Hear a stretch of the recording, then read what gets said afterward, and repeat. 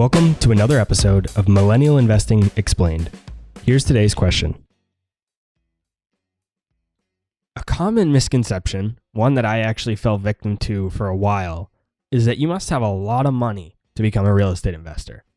You've proven that isn't the case. You've purchased over 100 houses across 7 different states on your way to becoming a millionaire after starting with only $10,000.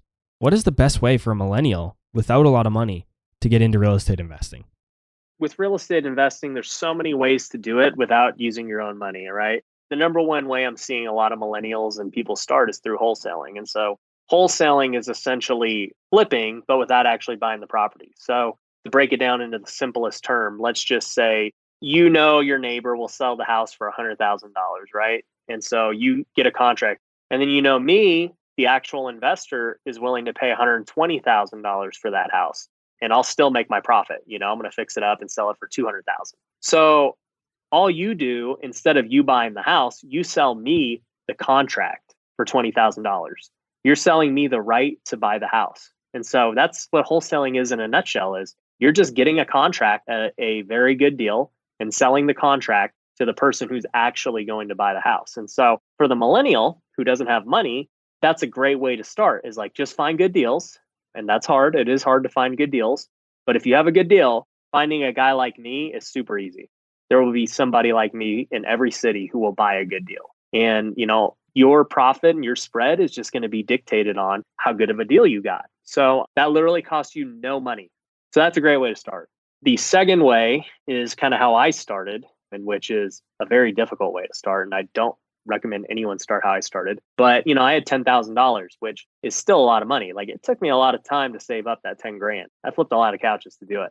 But I ended up, maxing out my credit cards. Like, I got a hard money lender who was willing to fund the deal. And so a hard money lender doesn't really care about your credit or your job or anything. All they care about is how good is the deal. And so the deal was good. And I had a guy who was like, I will fund this deal. You just need to come up with 20%. And so I needed like $30,000. And I'm like, well, all I've got is 10, but luckily, unlike most millennials, I was debt free. So I didn't have any college debt or car payment or anything, credit cards, nothing. And so I had like 50,000 in credit that I could tap into. So I just cash advanced all my credit cards. And, that gave me another 50,000 in capital to work with. So, I said, I'll buy it. I'll put the 30 grand down and let's do this. And so that was how I bought my first deal. It was a mix of my own cash, a lender, and credit cards. And that was how I bought it. And eventually, my first deal, I made $25,000. And my second deal, I made about 15. And I bought them pretty close together. So, I turned that $10,000 of capital into 50,000 in like 4 months. So it goes to show, if you can get creative, there are ways to buy real estate with literally no money, or tapping into other money sources that, you have access to.